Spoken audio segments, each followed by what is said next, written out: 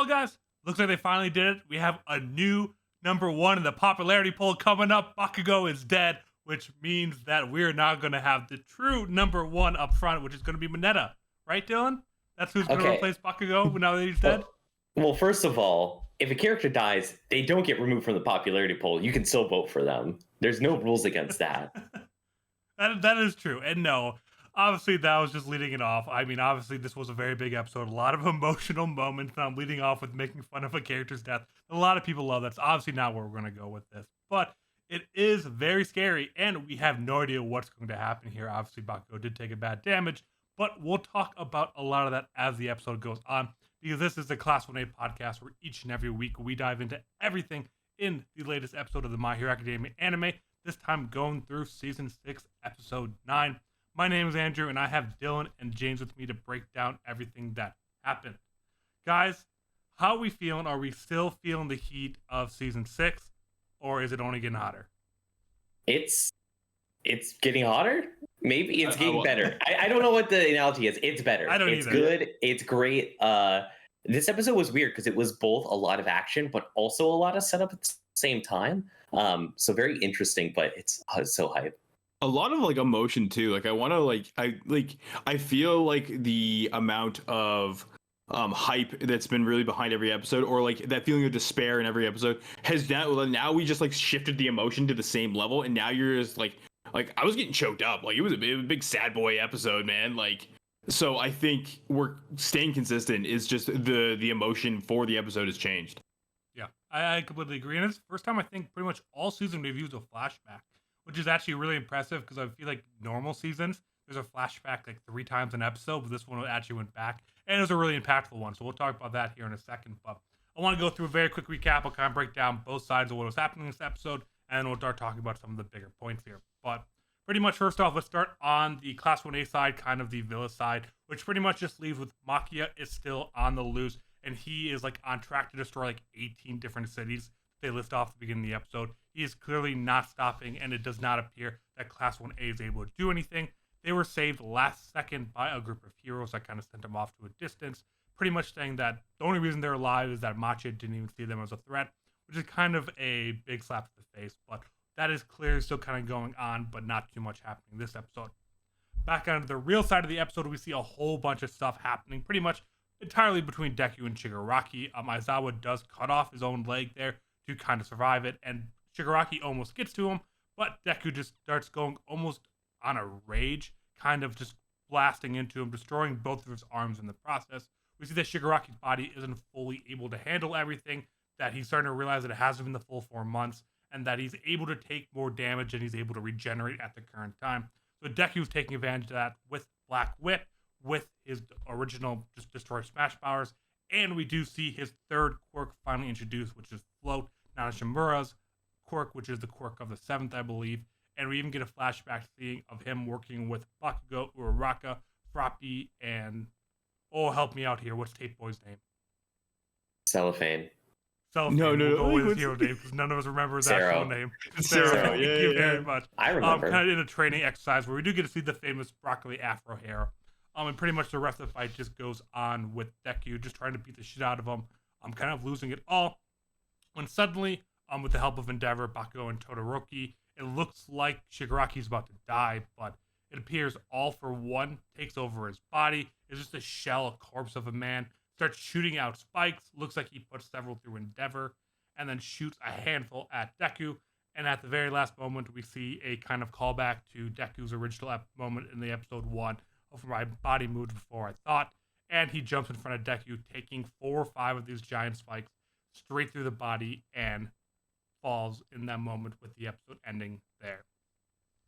So obviously we want to talk a lot about the Shigaraki, the Bakugo stuff. That's where a lot of this episode was. So I want to get the Macha part out of the way first.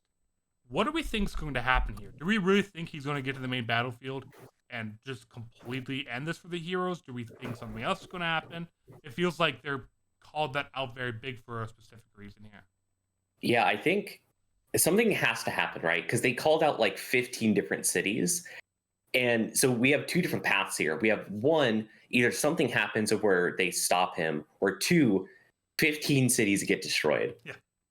So like that's like I don't know, it puts us in like weird like post-apocalypse times basically if that many cities get destroyed, that's so many people. So like something has to happen, right? Also, like the naming scheme of Japan and My Hero, it like why is everything just a city? Like why is everything something city? I don't know. I like that. That bothered me. I was just Because like, they're cities. yeah, I get that. I get that. But you don't say Detroit City. You don't say Halifax City. You don't say Victoria City. You know what I mean? Like I want to talk to whoever planned this, but yeah, it is very much that like okay, it's a massive cliffhanger. You don't know where it's gonna go, and you do feel that like overwhelming dread of like we tried, we failed, now what sort of thing, right? Yeah, because we kind of saw it looks like pretty much more or less the Villa side is lost for the heroes at this point. I mean, Machia didn't go out of his way to destroy everyone, but we saw like for a quick moment that the like medical camp is taken out. We saw a group of heroes defending Class 1A taken out, presumably Midnight's unknown at this point. So I think that side's kind of lost. So I mean, there's a handful of things. All Might could use his last little moment here to try to stop him.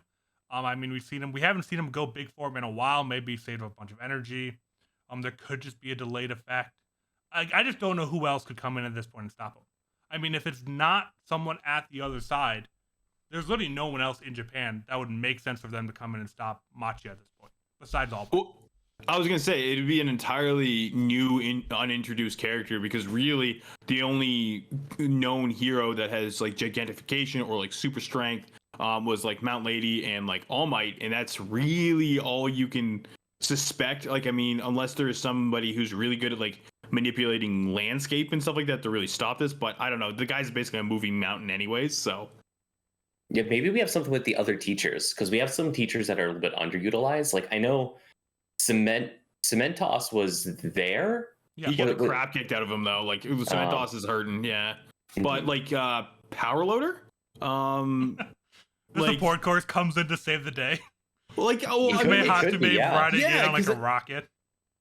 Well, just like really, just to kind of build on what Momo tried, like the previous attempt, right? Like a lot of like manipulation and like like restraining and stuff like that. Like obviously she used what like little quirks she had there, but I mean, it is a support course. Maybe I could see it. Yeah, They feel like a really big trap. Yeah. Just an entire city is a trap. Like it's just been a city for like 15 years in the waiting. May was born and just came up with this idea. So obviously, I think something has to come out of this. I think looking into it too much is there, but it feels weird. I feel like if the poison or whatever's going to work, that like, oh, he destroyed a city and then like passes out in the middle of the first city he gets to. Like, I feel like they would have done that this episode. So I feel like something else has to come in. So who knows? Maybe we'll finally see outside heroes. I mean, Koichi is someone that we've loved from the other series. Something kind of like Bring that. him in. Bring him in, dude. It could be something like that at this point. So I think we'll leave that go for now and move on to the other side because there's so much happening there. But I think in the next episode or two, that has to be wrapped up because Deku's already pretty much destroyed. So it wouldn't make much sense for Machia to show up after Deku's dead. So let's move over to the other side. And I'll let you guys go with whatever you want to first. I mean, Deku's rage moment, Deku's new quirk, the Bakugo growth in moment, whatever you guys want to talk with. James, why don't you take away whatever one you like the most? Yeah, so I'm gonna steal Dylan's thunder because him and I both are like very much Bakugo enjoyers. So I'm gonna take the side of Bakugo and really talk about one them really properly utilizing flashback in this episode. Like, I mean, we have chirped My Hero time and time again of them just drilling flashbacks into our head that are either irrelevant or it's like in the same episode. It's not good. This is a completely isolated incident that happened before, but we've never seen before. And you really see how much Bakugo either both grows as a person. He's not just a bully anymore, and he recognizes what kind of person Deku is and knows how, like, this is what he has to do to make that, like, make Deku better and make sure that he's just like, I mean, as somebody who's so selfless, he needs to make sure that he's prepared. And I think that whole conversation with All Might is so critical to really building out this character who's already been built out before. We praise him all the time, but like this is just another layer, and it's phenomenal how they're doing it. And then we get his moment. Then we get his moment at the end, which we'll touch back on a little later. But it's just like this whole thing, and then the parallel with Deku later, with him just moving without thinking. It's, oh my god, man! Like it was right in the heartstrings, real bad. Yeah, and what's good about it is it's not like it came out of nowhere either. We've been No. constantly building on this every single season of like there's a layer to this and a layer and a layer, and it keeps adding to it like as we're going throughout the series. And I don't know, it feels really good to see this storyline of Bakugo go someplace. Yeah, it's Is not this a just good place him. for it to end, though?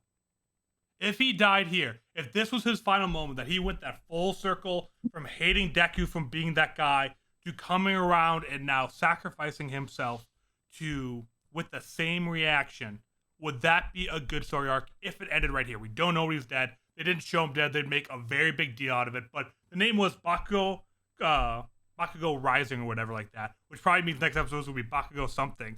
So I don't know if that's his final episode. Like, what do we think about his arc if it ended here? No. I don't think it will, just because of like, you know, it's shonen, right? Like it's not I don't think it's gonna happen, but like I don't think this would be the worst spot to leave it off if you do have like one moment of the two of them talking and then him kind of fading out. I don't think it would be the worst. I just don't think it happens here. Yeah, I mean, it's nice to see his growth, but this isn't like character ending growth, I think. Yeah, it's like, okay, at the end of the day, he bullied a kid, right? It's not like he's redeeming himself because he's like the ultimate villain. He just bullied Deku, and like it's good growth as a kid, but like worth sacrificing yourself for? I don't know, maybe not. He did tell him to kill himself. Mm-hmm. Well, okay, who amongst us? Who amongst us? Oh, Jesus. But I mean, oh my God.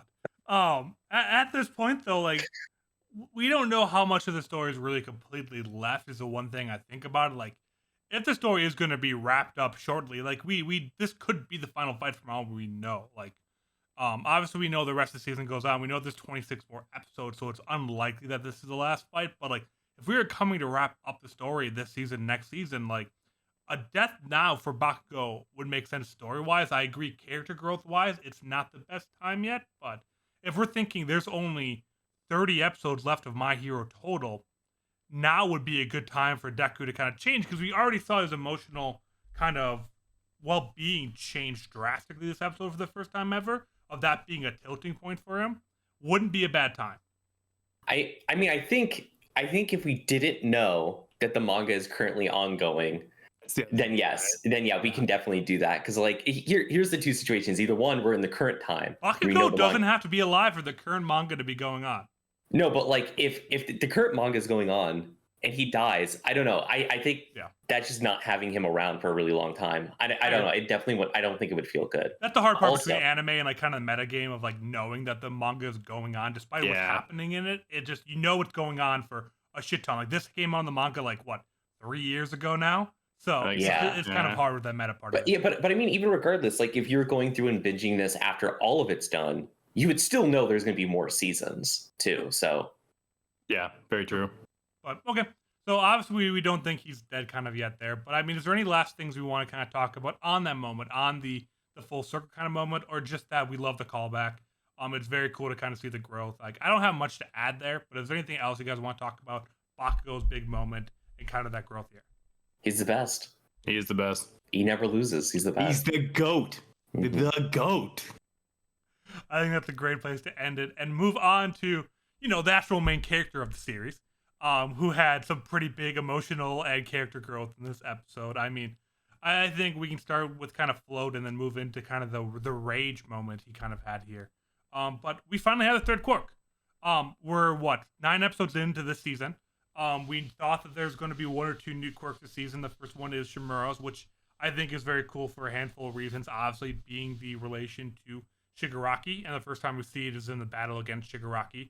And 2, it's just such a sick utility one. It's more and more like Superman. You knew that Horikoshi won. Nope, we want him to be full Superman, so let's make him be able to fly. So I feel like Float is kind of needed. I don't know if I like it. So like I know it's needed because it makes Deku kind of like a stronger hero who can just like stay in the air. And I know that's important, but I know I kind of wanted something hype. I know we just got something hype with Black Whip, but like I kind of wanted a hype quirk, It's yeah, I'm so conflicted on this quirk because it's so it makes sense. It makes so much sense for him just to kind of add to everything he has, but like shit, man, is it weak? Like it's like it's weak kind of by itself. It makes me wonder like how strong of a hero was Shimura like with just this quirk alone? I guess like like it's kind of it's a little lackluster, but holy shit, does it work so well with everything else he's got going on? You know what I mean? Like Yeah, I wonder though, like, so Deku's whole thing about all for or one for all is like you're able to stockpile things, so it's able to make quirks that were bad a lot stronger. So Black Whip, it was like kind of like a mid quirk, but obviously with Deku being able to stock pile the energy within Black Whip makes it way stronger. Is there a spin they can do on Float to make it good? Because like what I was thinking is, depending on how the mechanisms of Float works, maybe this is how he just like flies normally. Like maybe his stockpile version of whatever the Float is able just to propel him and just make him fly. Like that's his version of it. I have full faith in Horikoshi, but I think there's been multiple times that he's admitted to, he's wanted to end earlier. He wanted things to go kind of differently. I think this was his way of coming up with a way to nerf Shigaraki. I mean, this is the perfect quirk to stop Shigaraki. I mean, if Shigaraki touches the ground, he destroys everything. With Deku's old skill set, he would not even stand a chance against him remotely. So now with him powered up, they had to find a way to put him back in level playing ground. Because if you do Black Whip and then give him like Bakugo's quirk, like, oh great, he can kind of stay in the air and move around, but he'll still have to touch buildings. Like, there's still so many ways of where Shigaraki just wins. So I agree, maybe it would be cool if they can give it a kind of a fun way, but I literally think they had to do it because that was half the point of the episode. We can't let Shigaraki touch the ground or we all die. I mean, so how do you stop that Float? Black Whip wasn't enough for that, so I think it's kind of a mix of Horikoshi trying to think of like, how do I make this an equal fight without making Shigaraki weaker? And that's by giving Deku the perfect counter in terms of usability without making him much stronger, if that makes sense. That's how I feel.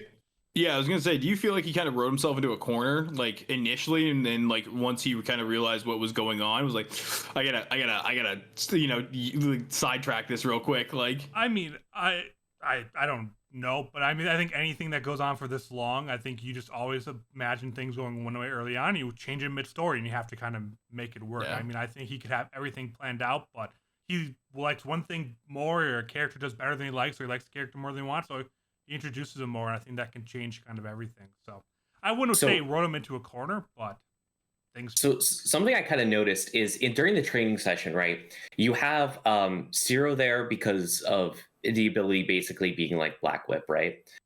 You have Uraka there because zero gravity is basically Float. Why is Froppy there? So they actually brought Uraka in under the guise that she uses cables now too. So that's kind of like Black Whip. So I think it's a little bit of both. And Froppy, the same way, she uses her tongue a lot, which is kind of, again, catching things at speed is kind of why Bakugo is beating the shit out of Deku. Is it? Or does Deku have a frog ability coming up, maybe? Gives me that frog butt, dude, and that's what it does.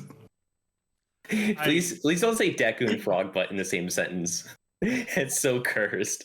I am not going to acknowledge that, and I know you tried changing the topic off of what me and James talked about. Now I want to change the topic off of what you're talking about. No, I do love All Might's idea though, and I think it might give us ideas of like what future quirks will be maybe after this fight if everyone kind of survives here. Of like, hey, I just want him to be able to control it enough so that it doesn't freak out. I don't know what the freak out version of Float looks like besides Deku just going to the fucking moon. But I think maybe like, okay, you seem to have a good grasp of this. Here's two more quirks that might freak out at some moment. These are the very basic levels of them, so you don't freak out. So I think maybe that's kind of the way we're being introduced to, like, obviously they know what the quirks are going to be. So maybe we'll get cool little training moments here and there of the basics of it that Deku freaks out and like uses in a real way eventually. So I liked All Might's thought process, but I wouldn't look into a frog ability too much. Frog button. Stop it. All right.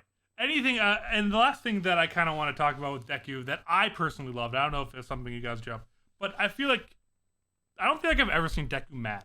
I feel like he's always been kind of more submissive. He's always been a little bit more forgiving and wanting to make the most out of everything. But this was a completely different side of Deku that we have never seen. Him freaking out, him destroying his body, him with the full goal of destroying Shigaraki and not thinking anything else about the repercussions on himself, the people around him, or kind of the villain in front of him. He's never really had the intention of killing someone until this battle, and I love that. It may have led to Bakugo having to sacrifice himself, which is kind of a flip side of the whole moment, but I love seeing this. This feels like a very shonen protagonist moment that Deku hasn't had until season 6, which feels crazy.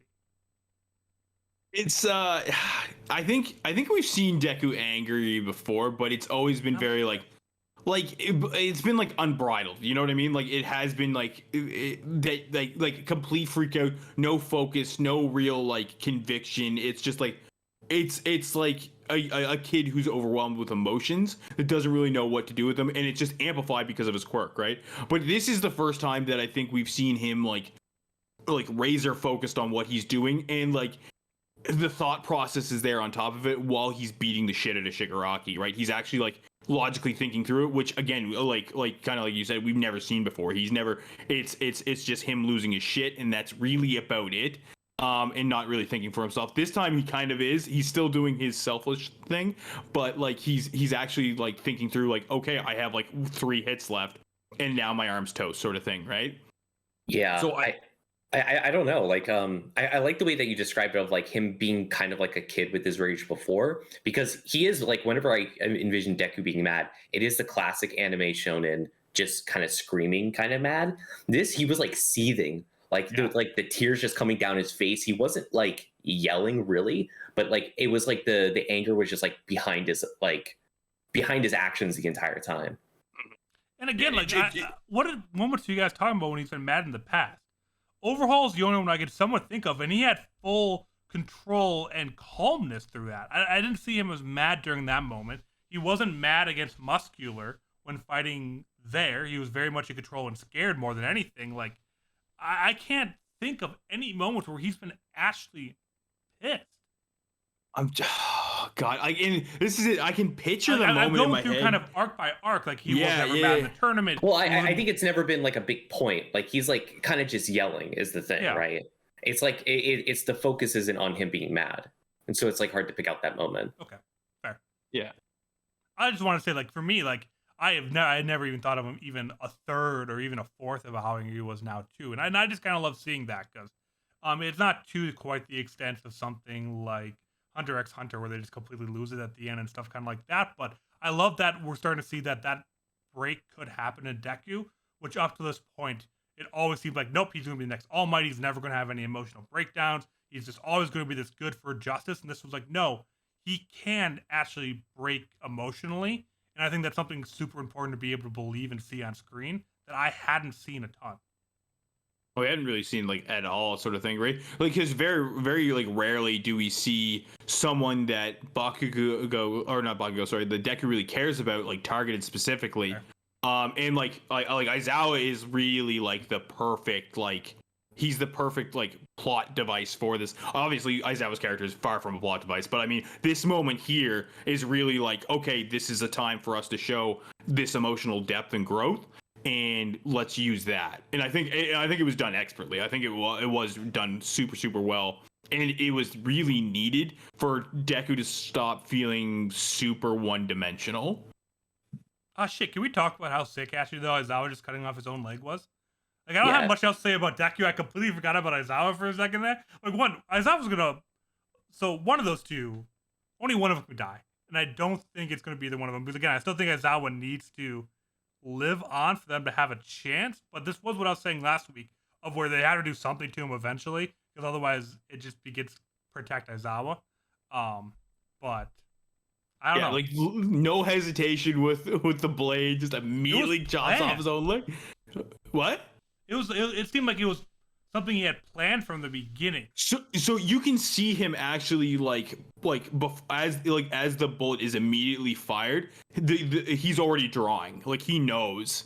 Like, which in that's insane fight IQ. That is Aizawa being like peak hero. Like it's just, oh man. It just shows how like he is the Kakashi for this series. You know what I mean? Like that's he embodies that. It's so sick. 3 steps ahead. Yeah, I didn't expect it to be like that, like quick though. Like it was so incredibly quick, just no hesitation, just leg completely off.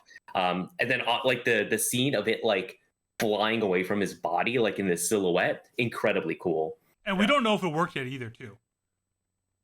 Yeah, that would kind of suck if he just cut his leg off and it Because didn't now work, right? because his quirks are working now, because we kind of saw Aizawa pass out after getting grabbed in the face and cutting off his leg. So Aizawa was kind of out for the fight.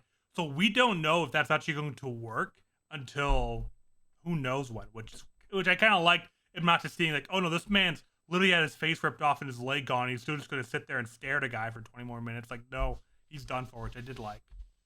Yeah, you just can't keep circling back to it, right? So yeah. All right.